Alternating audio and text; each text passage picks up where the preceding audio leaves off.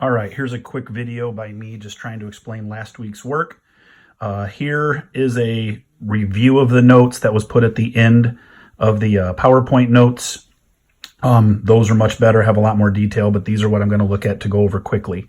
What you see here are just some of the documents that really influenced our government and took England from a absolute monarchy to a more constitutional monarchy. The first one at the top, there's the Magna Carta. The Magna Carta is a huge deal because it's the first time the king lost power in writing.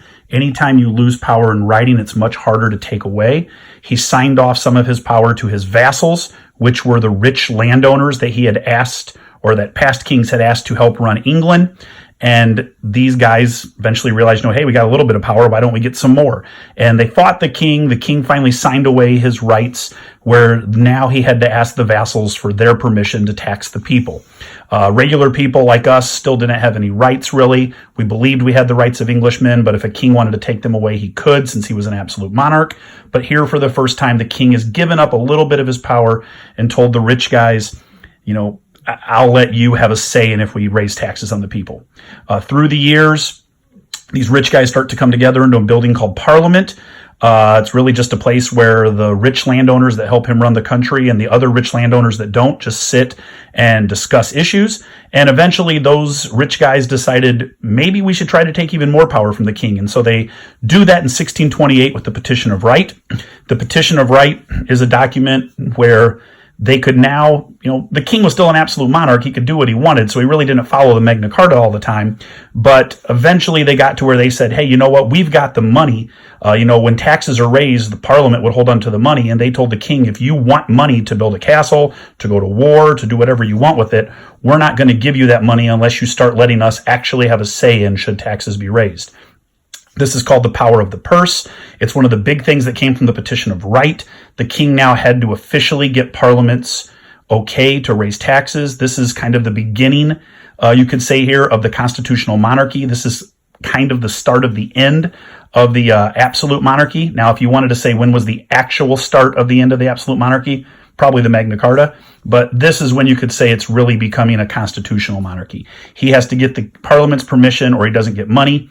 Also, the Petition of Right was big in that it took away power from the king in the judicial branch, because now everyone in the Petition of Right was given the right to habeas corpus, which meant you had to get your day in court. Habeas corpus has the word corpse in it, which is a body, we know. So if you just think of your body has to get its day in court, not a dead body, but just a body, you have to get your day in court. That's one of the big rights that comes from Petition of Right. Today, we say, everyone is innocent until proven guilty. That kind of goes along with habeas corpus. You get your day in court to prove your innocence. Now, if you go into court and the judge is controlled by the king, though, what good does it do you to go to court? You're going to be found guilty because the judge is going to say what the king tells him. So another right that comes from the Petition of Right is the idea of trial by jury. You had to have 12 people that were from your community decide your guilt or innocence. This made it where actually getting a day in court was worthwhile. So the king had lost some of his power in courts. The king had lost some of his power with raising taxes. The Petition of Right is a big step in separation of powers. Going further, we eventually get the English Bill of Rights in 1689. This is important because it took the rights that were in the Magna Carta just for those rich landowners and gave them to all citizens. Now, there's still most people weren't citizens, but it did open it up to more people. And our founding fathers are going to look at this and say, more people need to have more rights. Many of the rights in our Bill of Rights are in the English Bill of Rights, such as freedom of speech, the right to bear arms, the right to a speedy trial, to a fair trial, a protection from cruel and unusual punishment. All of those are in there. So the English Bill of Rights is big because it gave some freedoms to the people. It also said that now the citizens could vote for their members of parliament. It was no longer just the rich guys that all got in there. The citizens got to vote for who they wanted. So it's the start of representative government in a way as well. Those are the big documents. Those are some of the major things to take from this unit. There's a lot more notes and a lot more information in there that you probably need to look at. Here's a quiz I just wanted to point out. I just put the answer key, this answer key here on Google Classroom. Take a look at this. The stuff up here that I'm pointing at, those are the ideas that were developed during this time period in the Magna Carta in the Petition of Right, in the English Bill of Rights, through the Enlightenment. These ideas are still found in our government today. They're things you will have to know as we move forward in this unit. Here are the 3 documents where these ideas came from. You'll want to know which ideas came from which documents. All right. That's it for England's influence on American government. The next video I'm going to put on here is going to be over how England's ideas influenced our colonies, which eventually influence our national government. I just put these answer keys on Google Classroom as well. Just want to go over these real fast. So a lot was changing in England from 1215 to 1689 as more and more power was taken from the king and a limited government was developing. During that time, people started to come to the New World, to what became America. And you can see from the Mayflower Compact here, it's in the 1620s. And why this document is important is it shows that the people in England, before the Enlightenment had ever started, before they had started reading Thomas Hobbes and John Locke and learning about the social contract and all of that, they actually were doing that on their own in the New World. What you should get from the Mayflower Compact is you had the king here trying to take away people's rights. So they came over here to the New World. And when they got here, they went off course and they ended up in an area where there was no government.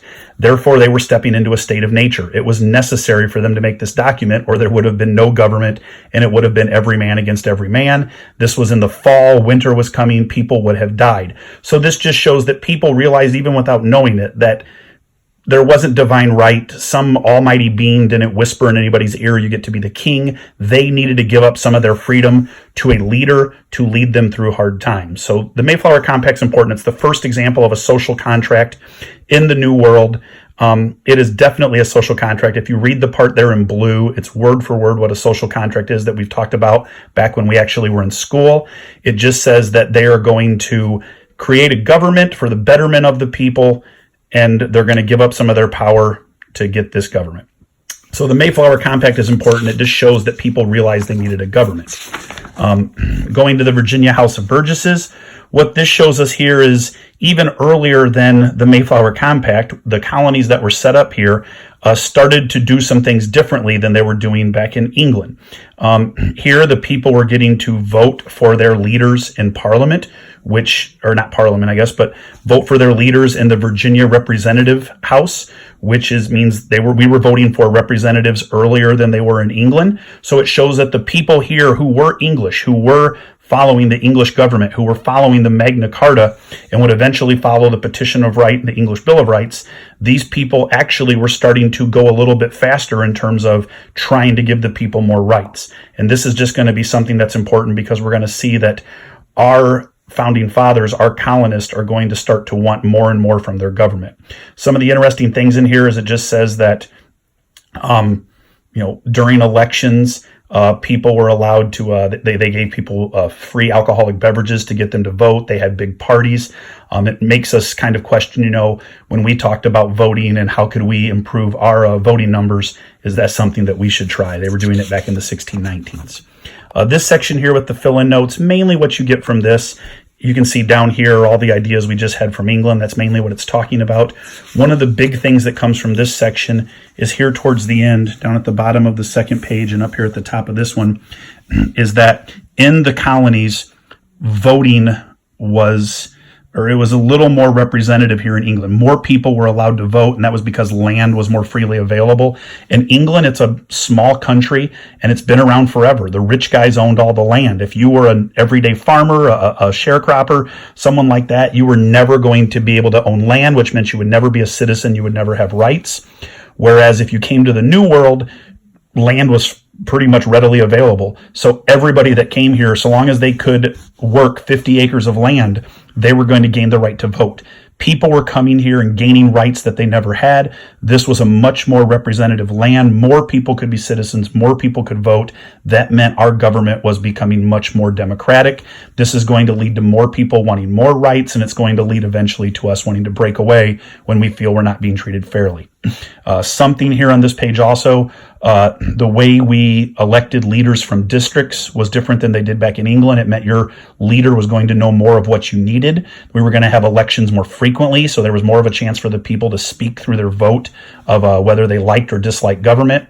All in all, our government was much more representative, and that's a good thing.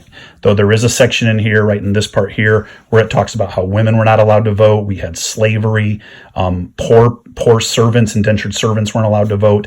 There were lots of problems. We know that through our history, but overall, our government was much better in terms of giving people a say in government.